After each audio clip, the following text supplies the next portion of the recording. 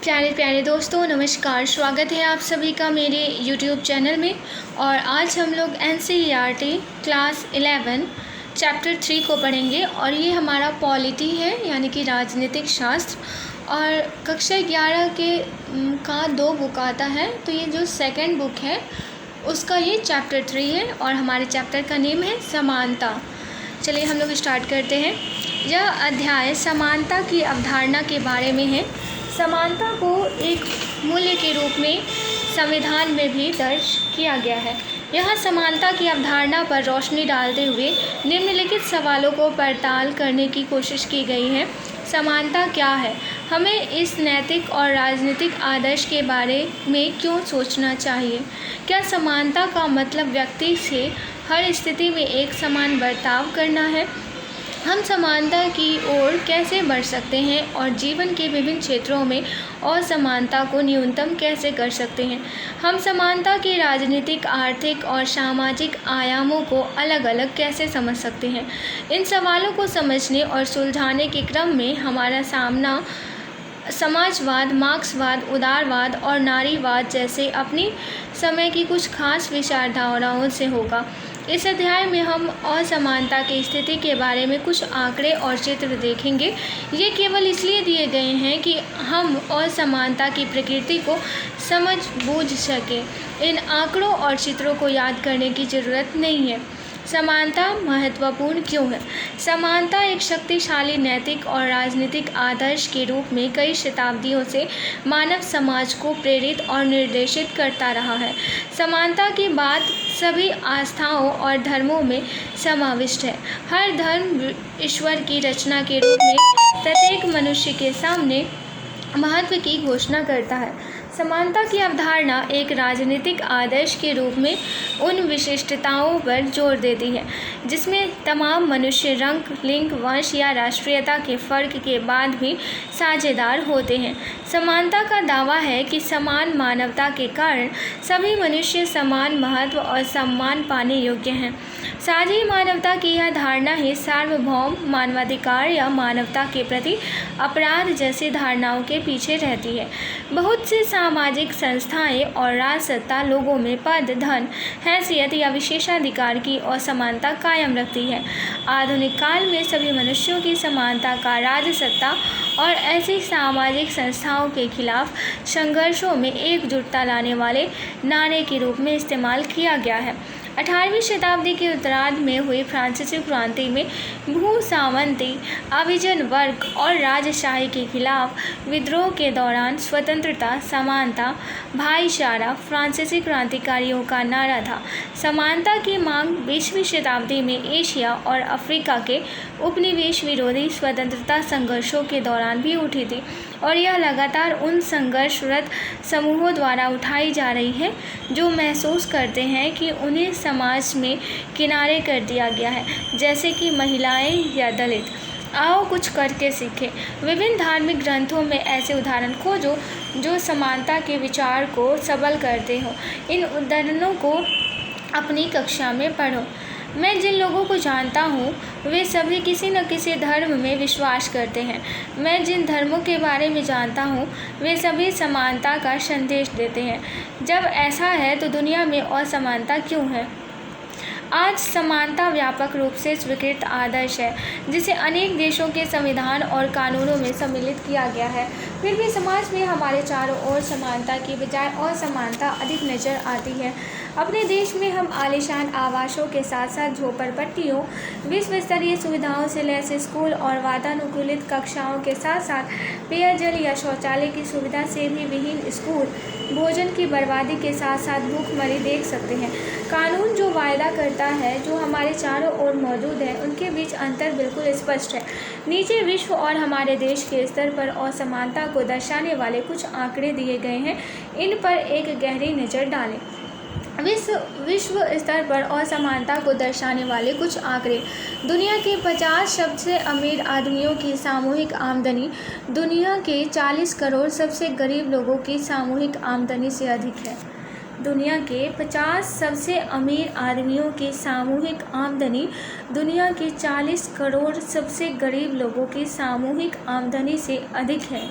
दुनिया की 40% गरीब जनसंख्या का दुनिया की कुल आमदनी में हिस्सा केवल 5% है, जबकि 10% अमीर लोग दुनिया की 54% आमदनी पर नियंत्रण करते हैं। पहली दुनिया, खासकर उत्तरी अमेरिका और पश्चिमी यूरोप के अग्रणी औद्योगिक देशों में दुनिया की आबादी का 25% हिस्सा रहता है, लेकिन दुनिया के 86% उद्योग इन्हीं देशों में है और दुनिया की 80% ऊर्जा इन्हीं देशों में इस्तेमाल की जाती है।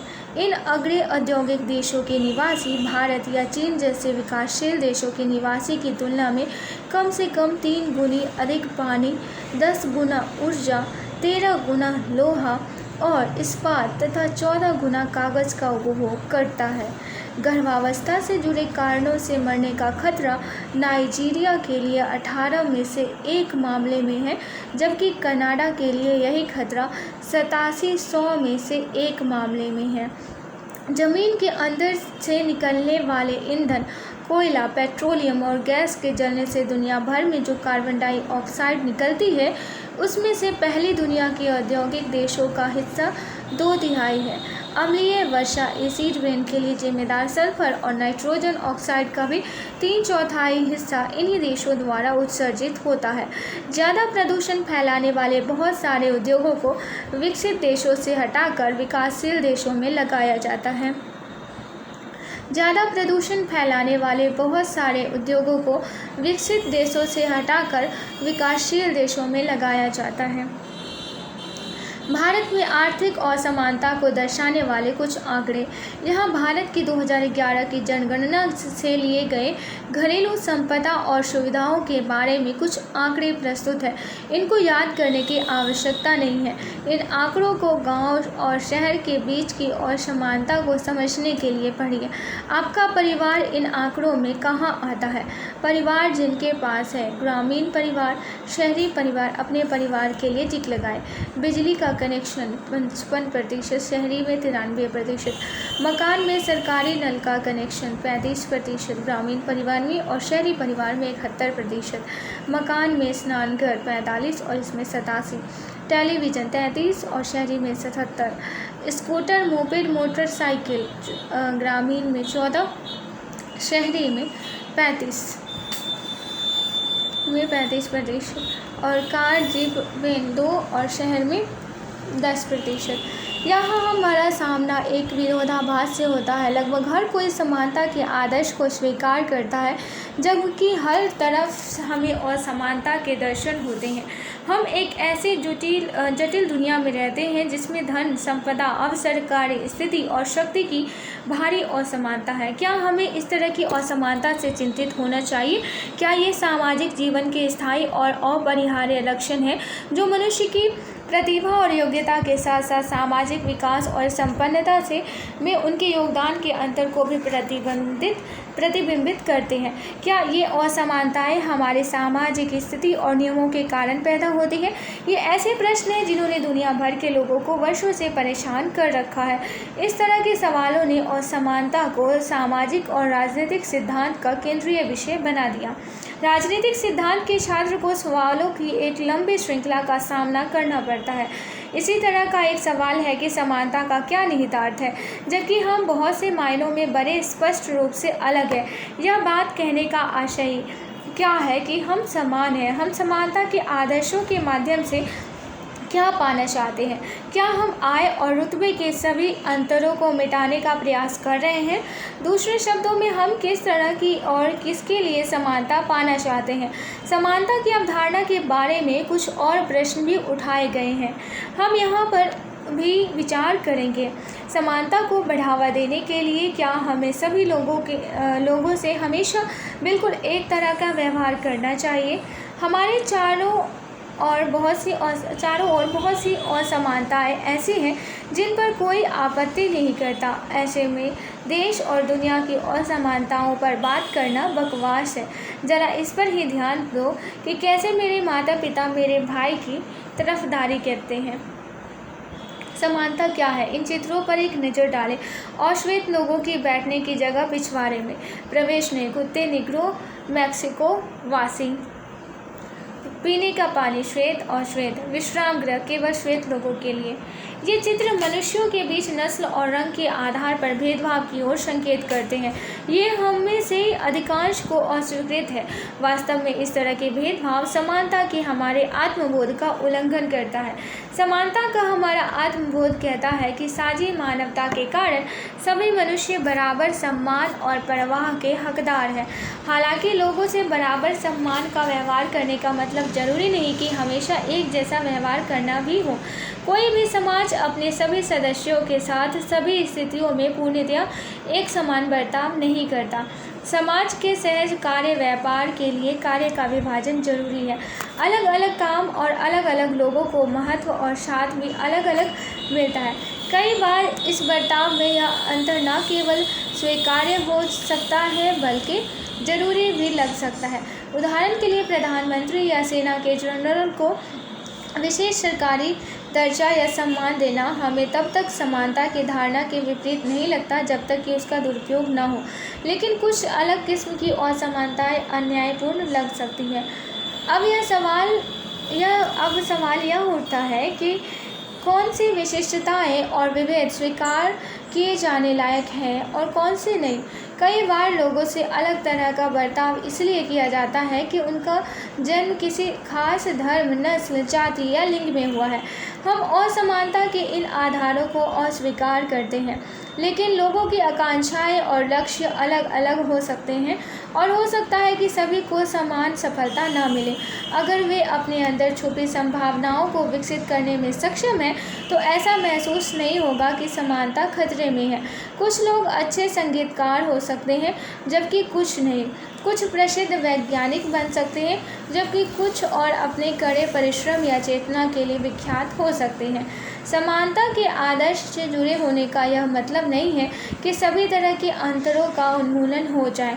इसका मतलब केवल यह है कि हमसे जो व्यवहार किया जाता है, हमें जो भी अवसर प्राप्त होते हैं, वे जन्म या सामाजिक परिस्थितियों से निर्धारित नहीं होने चाहिए। अवसरों की समानता की अवधारणा में यह निहित है कि सभी मनुष्य अपनी दक्षता और प्रतिभा को विकसित करने के लिए तथा अपने लक्ष्यों और आकांक्षाओं को पूरा करने के लिए समान अधिकार और अवसरों के हकदार हैं। इसका आशय यह है कि समाज में लोग अपनी पसंद और प्राथमिकताओं के मामले में अलग अलग हो सकते हैं। उनकी प्रतिभा और योग्यताओं में भी अंतर हो सकता है और हो सकता है इस कारण से कुछ लोग अपने चुने हुए क्षेत्रों में बाकी लोगों से ज़्यादा सफल हो जाएं, लेकिन केवल इसलिए कि कोई क्रिकेट में पहले पायदान पर पहुंच गया है या कोई बहुत सफल वकील बन गया है। समाज को असमान नहीं माना जा सकता। दूसरे शब्दों में सामाजिक दर्जा, संपत्ति या विशेषाधिकारों में समानता का अभाव होना महत्वपूर्ण नहीं है, लेकिन शिक्षा, स्वास्थ्य और सुरक्षित आवास जैसी बुनियादी चीज़ों की उपलब्धता में असमानताओं से कोई समाज असमान और अन्यायपूर्ण बनता है। प्राकृतिक और सामाजिक असमानताएं। राजनीतिक सिद्धांत में प्राकृतिक असमानताओं और समाज जनित असमानताओं में अंतर किया जाता है। प्राकृतिक असमानताएं लोगों में उनकी विभिन्न क्षमताओं, प्रतिभा और उनके अलग अलग चयन के कारण पैदा होती हैं। समाज जनित असमानताएं वे होती हैं जो समाज में अवसरों की असमानता होने या किसी समूह का दूसरे के द्वारा शोषण किए जाने से पैदा होती हैं। प्राकृतिक असमानताएं लोगों की जन्मगत विशिष्टताओं और योग्यताओं का परिणाम मानी जाती है। यह आमतौर पर मान लिया जाता है कि प्राकृतिक विभिन्नताओं को बदला नहीं जा सकता। दूसरी ओर वे सामाजिक असमानताएं हैं जिन्हें समाज ने पैदा किया है। उदाहरण स्वरूप, कुछ समाज बौद्धिक काम करने वालों को शारीरिक कार्य करने वालों से अधिक महत्व देते हैं और उन्हें अलग तरीके से लाभ देते हैं। वे विभिन्न वंश, रंग या जाति के लोगों के साथ भिन्न भिन्न व्यवहार करते हैं। इस तरह के भेदभाव में समाज के मूल्य प्रतिबिंबित होंगे और इनमें से कुछ हमें निश्चित रूप से अनुचित लग सकते हैं। पुरुष स्त्रियों से बढ़कर है, यह एक प्राकृतिक असमानता है। आप इस संबंध में कुछ नहीं कर सकते। मेरे हर विषय में तुमसे ज़्यादा अंक आते हैं। मैं घर के काम में माँ का हाथ भी बटाती हूँ, तुम मुझसे बढ़कर कैसे हो? प्राकृतिक और समाज मूलक असमानताओं में फ़र्क करना इसलिए भी उपयोगी होता है कि इससे स्वीकार की जाने वाली लायक और अन्यायपूर्ण असमानता को अलग अलग करने में मदद मिलती है। लेकिन दो तरह की असमानताओं में फ़र्क हमेशा साफ और अपने आप स्पष्ट नहीं होता। उदाहरण के लिए, जब लोगों के बर्ताव में कुछ असमानताएं लंबे काल तक विद्यमान रहती हैं तो वह हमें मनुष्य की प्राकृतिक विशेषताओं पर आधारित लगने लगती है। ऐसा लगने लगता है कि जैसे कि वे जन्मगत हो और आसानी से बदल नहीं सकती। उदाहरण के लिए, औरतें अनादिकाल से अबला कही जाती थीं। उन्हें भीरू एवं पुरुषों से कम बुद्धि का माना जाता था, जिन्हें विशेष संरक्षण की जरूरत थी। इसलिए यह मान लिया गया था कि औरतों को समान अधिकार से वंचित करना न्याय संगत है। अफ्रीका में काले लोग उनके औपनिवेशिक शासकों द्वारा कम बुद्धि वाले निरीह बच्चे और महज शारीरिक श्रम, खेलकूद और संगीत में बेहतर माने गए। यह धारणा दास प्रथा जैसे संस्थाओं को न्यायोचित ठहराने में प्रयुक्त थी। ऐसे सभी मानकों और मूल्यांकनों पर अब सवाल उठाए जा रहे हैं। उन्हें प्राकृतिक लक्षणों पर आधारित मानने से अधिक जनता की शक्ति और राष्ट्र की सत्ता के बीच के फर्क का प्रतिबिंब माना जाता है। प्राकृतिक विशिष्टता की धारणा से एक और समस्या उत्पन्न होती है, वह यह कि प्राकृतिक मानी गई कुछ भिन्नताएं अब अपरिवर्तनीय नहीं रही। उदाहरण स्वरूप, चिकित्सा विज्ञान और तकनीकी प्रगति ने विकलांग व्यक्तियों का समाज में प्रभावी ढंग से काम करना संभव बना दिया है। आज कंप्यूटर नेत्रहीन व्यक्ति की मदद कर सकते हैं। पहियादार कुर्सी और कृत्रिम पाँव शारीरिक अक्षमता के निराकरण में सहायक हो सकते हैं। यहाँ तक कि कॉस्मेटिक सर्जरी से किसी व्यक्ति की शक्ल सूरत भी बदली जा सकती है। प्रसिद्ध भौतिकविद स्टीफन हॉकिंस शायद ही चल या बोल सकते हैं, पर उन्होंने विज्ञान में बड़ा योगदान किया है। आज अगर विकलांग लोगों को उनकी विकलांगता से उबरने के लिए जरूरी मदद और उनके कामों के लिए उचित पारिश्रमिक देने से इस आधार पर इनकार कर दिया जाए कि प्राकृतिक रूप से वे कम सक्षम हैं, तो यह अधिकतर लोगों को अन्यायपूर्ण लगेगा। इन सब जटिलताओं के कारण प्राकृतिक और सामाजिक असमानताओं के बीच के फ़र्क को किसी समाज के कानून और नीतियों का निर्धारण करने में मानदंड के तौर पर उपयोग करना कठिन होता है। इसी कारण से बहुत से सिद्धांतकार अपने चयन से पैदा हुई असमानता और व्यक्ति के विशेष परिवार या परिस्थितियों में जन्म लेने से पैदा हुई असमानता में फ़र्क करते हैं। यह दूसरी तरह की असमानता ही समानता के पक्षधर लोगों के सरोकार का स्रोत है।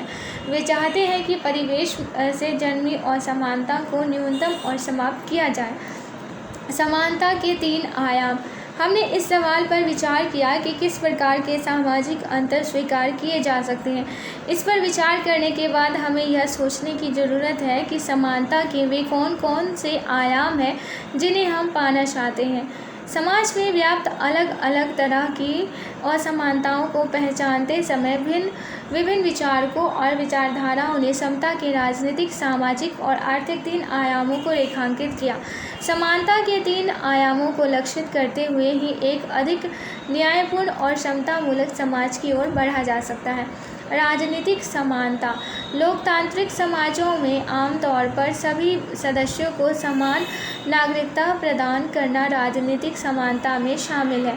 आप नागरिकता के अध्याय में पढ़ेंगे कि समान नागरिकता अपने साथ कुछ मूल अधिकार, मसलन मतदान का अधिकार, कहीं भी आने जाने, संगठन बनाने और अभिव्यक्ति की स्वतंत्रता और धार्मिक विश्वास की आज़ादी लाती है। ये ऐसे अधिकार हैं जो नागरिकों को अपना विकास करने और राज्य के कामकाज में हिस्सा लेने में सक्षम बनाने के लिए आवश्यक माने जाते हैं। लेकिन ये केवल औपचारिक अधिकार हैं जिन्हें औपचारिक संविधान और कानूनों द्वारा सुनिश्चित किया गया है। हम जानते हैं कि सभी नागरिकों को समान अधिकार देने वाले देशों में भी काफ़ी असमानता बरकरार है।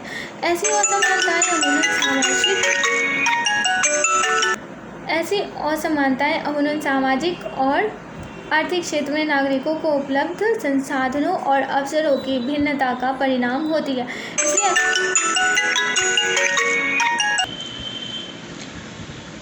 लोकतांत्रिक समाजों में आमतौर पर सभी सदस्यों को समान नागरिकता प्रदान करना राजनीतिक समानता में शामिल है। आप नागरिकता के अध्याय में पढ़ेंगे कि समान नागरिकता अपने साथ कुछ मूल अधिकार, मसलन मतदान का अधिकार, कहीं भी आने जाने, संगठन बनाने और अभिव्यक्ति की स्वतंत्रता और धार्मिक विश्वास की आज़ादी लाती है। ये ऐसे अधिकार हैं जो नागरिकों को अपना विकास करने और राज्य के कामकाज में हिस्सा लेने में सक्षम बनाने के लिए आवश्यक माने जाते हैं। लेकिन ये केवल औपचारिक अधिकार हैं जिन्हें औपचारिक संविधान और कानूनों द्वारा सुनिश्चित किया गया है। हम जानते हैं कि सभी नागरिकों को समान अधिकार देने वाले देशों में भी काफ़ी असमानता बरकरार है। ऐसी असमानताएं अमूमन सामाजिक और आर्थिक क्षेत्रों में नागरिकों को उपलब्ध संसाधनों और अवसरों की भिन्नता का परिणाम होती है। इसलिए अक्सर समान अवसर या मुकाबले के लिए एक समान स्थितियों की मांग उठती है। हमें याद रखना चाहिए कि राजनीतिक समानता न्यायपूर्ण और समतावादी समाज के गठन के लिए निश्चित रूप से महत्वपूर्ण घटक है, लेकिन वह अपने आप में पर्याप्त नहीं होता।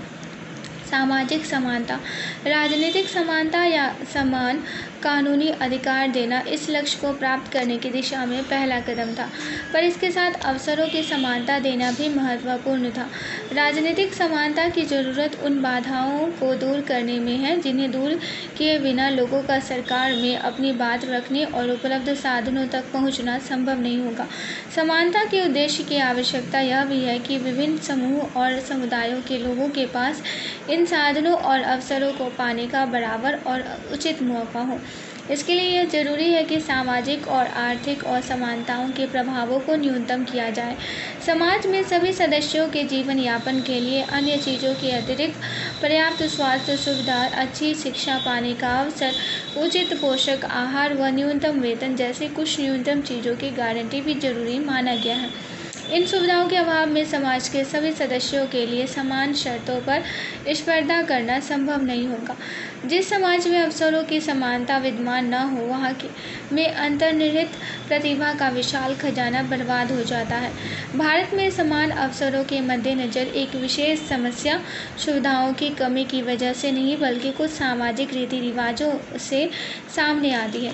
देश के विभिन्न हिस्सों में औरतों को उत्तराधिकार का समान अधिकार नहीं मिलता।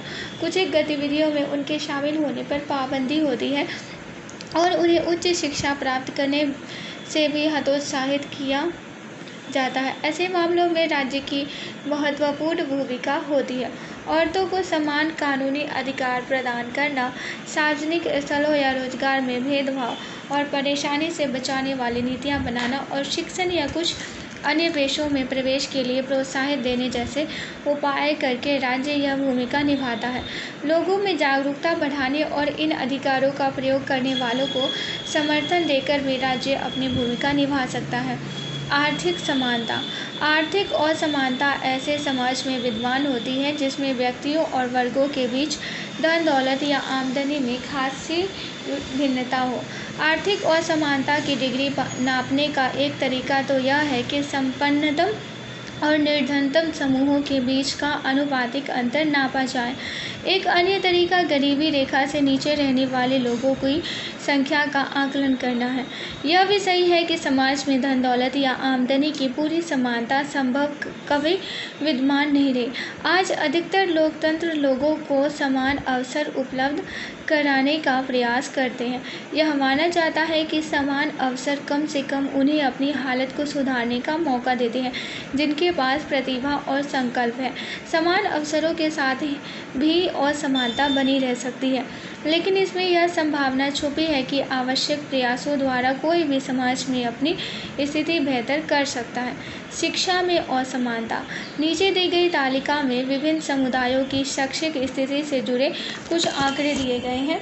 इन समुदायों का शैक्षिक स्थिति में जो अंतर है, क्या वे महत्वपूर्ण हैं? क्या इन अंतरों का होना केवल एक संयोग है या ये अंतर जाति व्यवस्था के असर की ओर संकेत करते हैं? आप यहाँ जाति व्यवस्था के अलावा और किन कारणों का प्रभाव देखते हैं?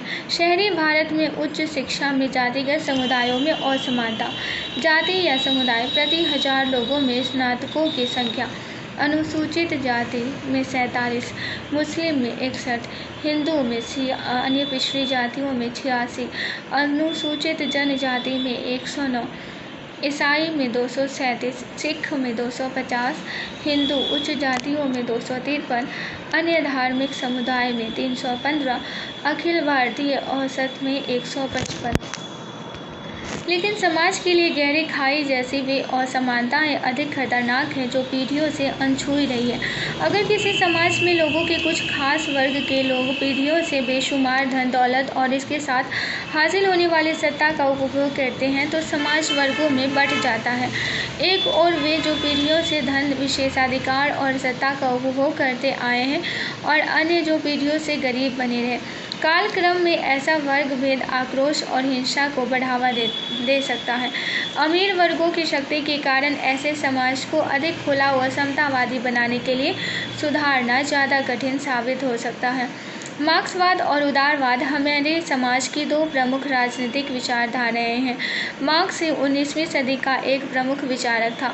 मार्क्स ने दलील दी कि खाईनुमा असमानताओं का बुनियादी कारण महत्वपूर्ण आर्थिक संसाधनों जैसे जल, जंगल, जमीन या तेल समेत अन्य प्रकार की संपत्ति का निजी स्वामित्व है। निजी स्वामित्व मालिकों के वर्ग को सिर्फ अमीर नहीं बनाता, उन्हें राजनीतिक ताकत भी देता है। यह ताकत उन्हें राज्य की नीतियों और कानून को प्रभावित करने में सक्षम बनाती है और वे लोकतांत्रिक सरकार के लिए खतरा साबित हो सकते हैं। मार्क्सवादी और समाजवादी महसूस करते हैं कि आर्थिक असमानताएं सामाजिक रुतबे का या विशेषाधिकार जैसी अन्य तरह की सामाजिक असमानताओं को बढ़ावा देती है। इसलिए समाज में असमानता से निपटने के लिए हमें समान अवसर उपलब्ध कराने से आगे जाने और आवश्यक संसाधनों और अन्य तरह की संपत्ति पर जनता का नियंत्रण कायम करने और सुनिश्चित करने की ज़रूरत है। ऐसे विचार विवादास्पद हो सकते हैं, लेकिन उन्होंने ऐसे महत्वपूर्ण मुद्दे उठाए जिनके समाधान करने की ज़रूरत है। वाद विवाद संवाद। महिलाओं को सेना की लड़ाकू टुकड़ियों में शामिल होने और सेना के सर्वोच्च पद पर पहुंचने की अनुमति होनी चाहिए। संयुक्त राज्य अमेरिका में नस्लीय असमानता। 40 वर्ष से कम उम्र के 10 लाख अफ्रीकी अमेरिकी लोग जेल की सलाखों के पीछे। 13% अश्वेत पुरुष वयस्क मताधिकार से वंचित हुए। आय की असमानता। निचले 20% लोगों के पास धन संपदा बिल्कुल नहीं। न्यूनतम मजदूरी में वास्तविक रूप 35% की कीमत 1968 से 2006। आखिरी बोलते एक अधूरा स्वप्न। संयुक्त राज्य अमेरिका में नस्लीय असमानता के बारे में और भी खोज करें। हमारे देश में कौन कौन से समूह इस प्रकार की असमानता के शिकार हैं? अमेरिका में इस असमानता को कम करने के लिए किस प्रकार की नीतियां अपनाई गई? क्या उनके अनुभव से कुछ सीखा जा सकता है? क्या उन्होंने भी हमारे अनुभवों से कुछ सीखा है? उदारवादी सिद्धांतों में विरोधी दृष्टिकोण पाया जा सकता है। उदारवादी समाज में संसाधनों और लाभांशों के वितरण के सर्वाधिक कारगर और उचित तरीके के रूप में प्रतिद्वंद्विता के सिद्धांत का समर्थन करते हैं। वे मानते हैं कि सबके लिए जीवन यापन के न्यूनतम स्तर और समान अवसर प्रदान करने और सुनिश्चित करने के लिए राज्य को हस्तक्षेप करना है, लेकिन इससे समाज में खुद ब खुद समानता और न्याय स्थापित नहीं हो सकता। स्वतंत्र और निष्पक्ष परिस्थितियों में लोगों के बीच प्रतिस्पर्धा ही समाज में लाभांशों के वितरण का सबसे न्यायपूर्ण और कारगर उपाय होती है। उदारवादियों का मानना है कि जब तक प्रतिस्पर्धा स्वतंत्र और खुली होगी, असमानता की खाइयाँ नहीं बनेंगी और लोगों को अपनी प्रतिभा और प्रयासों का लाभ मिलता रहेगा। उदारवादियों के लिए नौकरियों में नियुक्ति और शैक्षणिक संस्थानों में प्रवेश के लिए चयन के उपाय के रूप में प्रतिस्पर्धा का सिद्धांत सर्वाधिक न्यायोचित और कारगर है। उदाहरण स्वरूप, अपने देश में अनेक छात्र व्यावसायिक पाठ्यक्रमों में नामांकन की आशा करते हैं, जबकि प्रवेश के लिए अत्यधिक कड़ी प्रतिस्पर्धा है। समय समय पर सरकार और अदालतों ने शैक्षिक संस्थानों और प्रवेश परीक्षाओं का नियमन करने के लिए हस्तक्षेप किया है ताकि हर प्रत्याशी को स्पर्धा का उचित और समान अवसर मिले। फिर भी कुछ को प्रवेश नहीं मिलता, लेकिन इसे सीमित सीटों के बंटवारे का निष्पक्ष तरीका माना जाता है। नारीवाद स्त्री पुरुष के समान अधिकारों का पक्ष लेने वाले राजनीतिक सिद्धांत है। नारीवाद स्त्री पुरुष के समान अधिकारों का पक्ष लेने वाला राजनीतिक सिद्धांत है।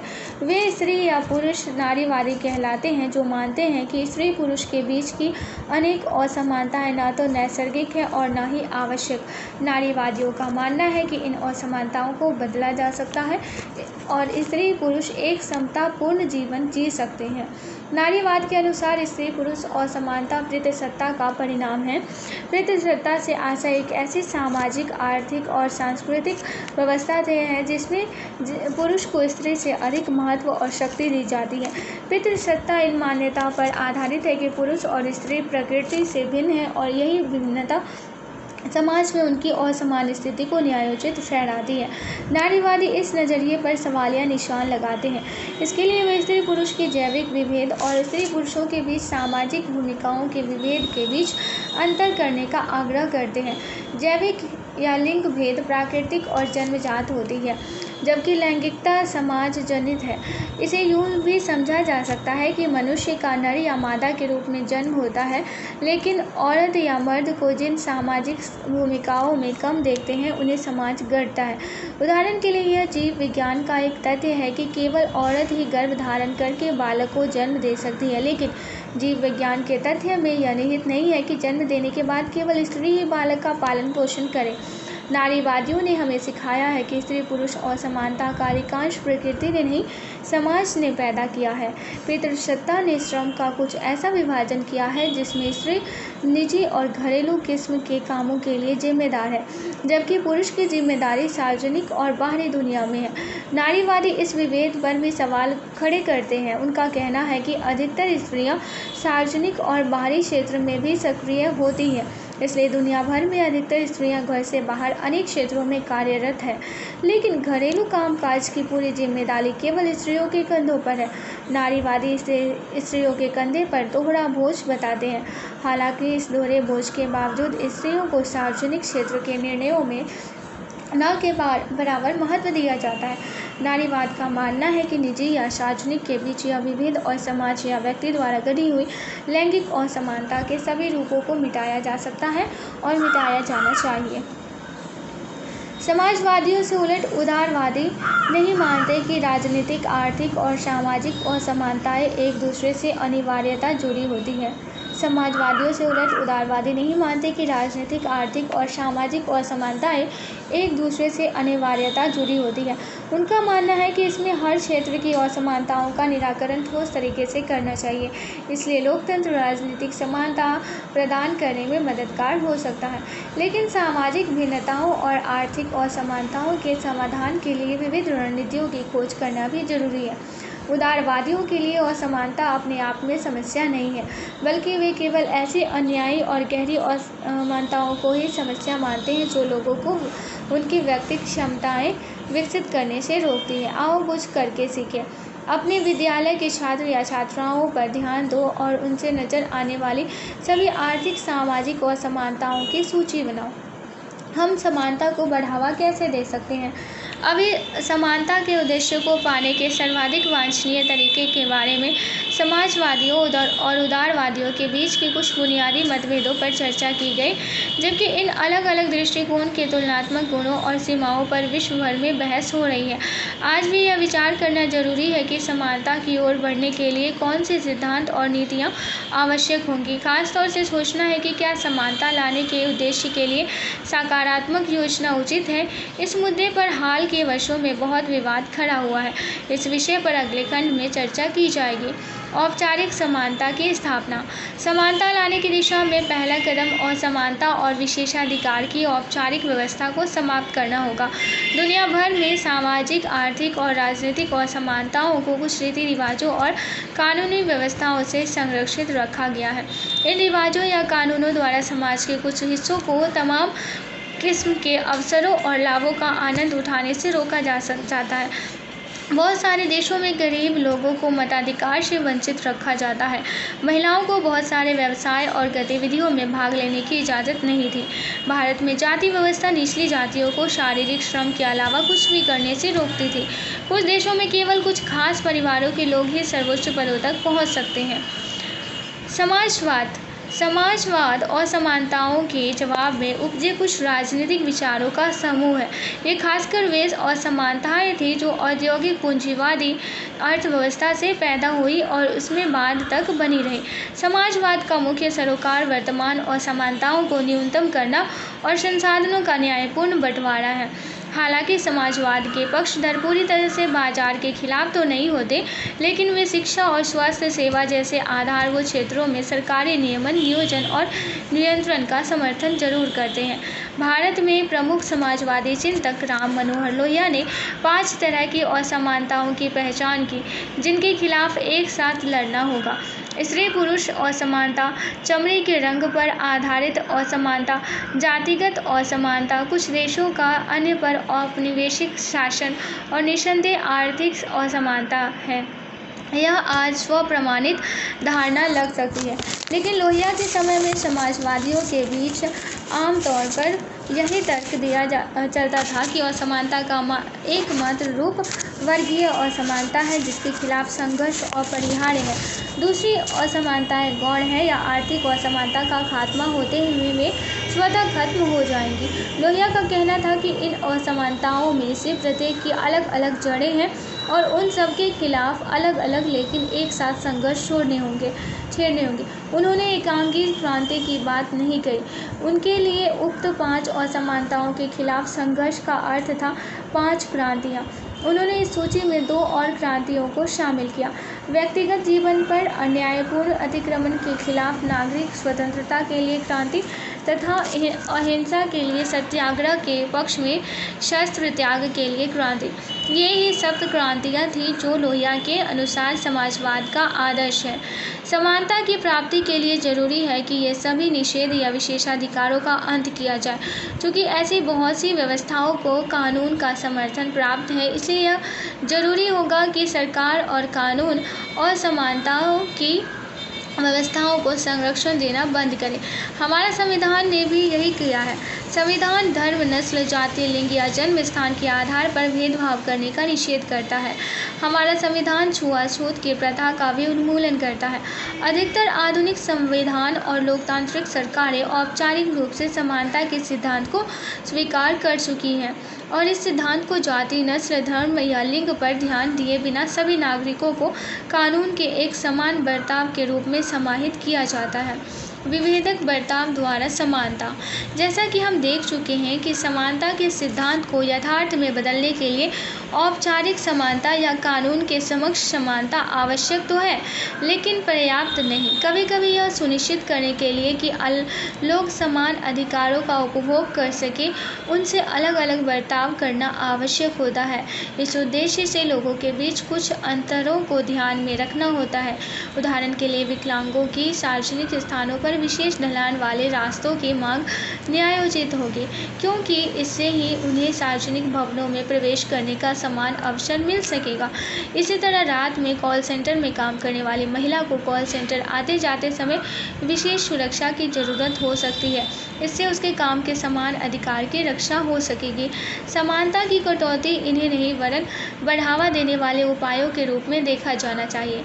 बिल्कुल साफ सुथरे चयन को सुनिश्चित करने के लिए आप सबको एक जैसा टेस्ट देना होना, आप सबको उस पेड़ पर चढ़कर दिखाना है। किस तरह के विभेद अवसरों तक समान पहुंच को बाधित करते हैं और इन बाधाओं को दूर करने के लिए किस तरह की नीतियां अपनाई जानी चाहिए। आजकल इस तरह के सवालों पर लगभग हर समाज में चर्चा हो रही है। कुछ देशों ने अवसरों की समानता बढ़ाने के लिए सकारात्मक कार्रवाई की नीतियां अपनाई हैं। अपने देश में हमने आरक्षण की नीति अपनाई है। अगले खंड में सकारात्मक कार्रवाई के विचार को समझने का प्रयास करेंगे। हम सकारात्मक कार्रवाई के परिप्रेक्ष्य में अपनाई गई कुछ नीतियों और उठाए गए कुछ मुद्दों को भी समझेंगे। सकारात्मक कार्यवाही इस विचार पर आधारित है कि कानून द्वारा औपचारिक समानता स्थापित कर देना पर्याप्त नहीं है। असमानताओं को मिटाने के लिए जरूरी होगा कि असमानता की गहरी खाइयों को भरने वाले अधिक सकारात्मक कदम उठाए जाएं। इसलिए सकारात्मक कार्यवाही की अधिकतर नीतियां अतीत की असमानताओं के संचयी दुष्प्रभावों को दुरुस्त करने के लिए बनाई जाती है। सकारात्मक कार्यवाही के कई रूप हो सकते हैं। इसमें वंचित समुदायों के लिए छात्रवृत्ति और हॉस्टल जैसी सुविधाओं पर वरीयता के आधार पर खर्च करने से लेकर नौकरियों और शैक्षिक संस्थाओं में प्रवेश के लिए विशेष व्यवस्था करने तक की नीतियां हो सकती हैं। अपने देश में वंचित समूहों को अवसर की समानता देने के लिए हमने नौकरियों और शिक्षा में आरक्षित स्थानीय कोटा की नीति को अपनाया है। यह नीति बहुत वाद विवाद और असहमति का केंद्र रही है। इस नीति के इस आधार पर वकालत की गई है कि कुछ समूह वंचना और अलगाव के कारण सामाजिक पूर्वाग्रह और भेदभाव के शिकार रहे हैं। जो समुदाय अतीत में पीड़ित और समान अवसरों से वंचित रहे हैं, उनसे यह अपेक्षा नहीं की जा सकती कि वे अन्य लोगों से समानता के आधार पर प्रतिस्पर्धा करें।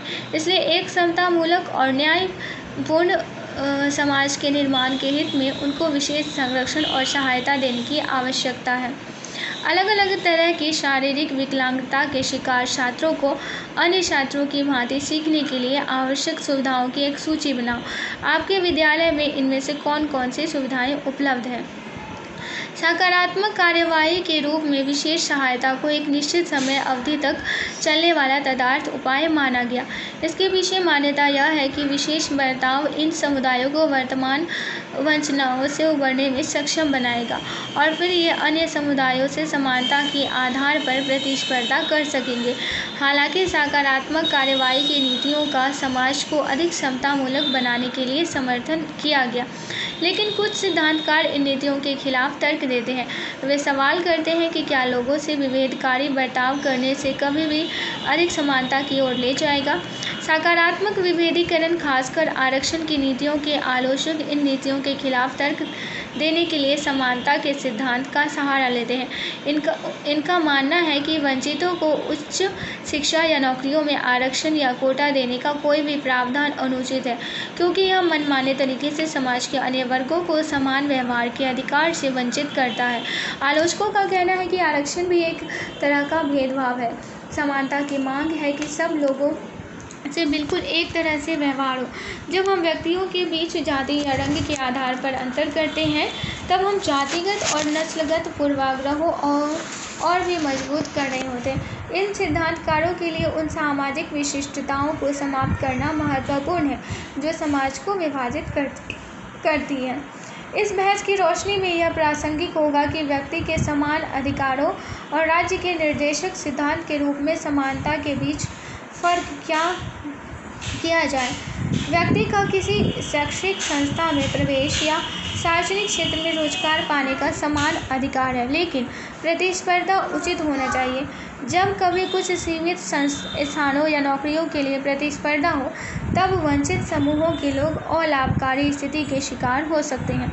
ऐसे शिक्षार्थी जो अपने समुदाय में पढ़ने वालों की पहली पीढ़ी से आते हैं, अर्थात जिनके माता पिता और पूर्वज और शिक्षित रहे हों, अपनी ज़रूरतों और परिस्थितियों के मामले में पढ़े लिखे परिवारों के छात्रों से बहुत अलग होते हैं।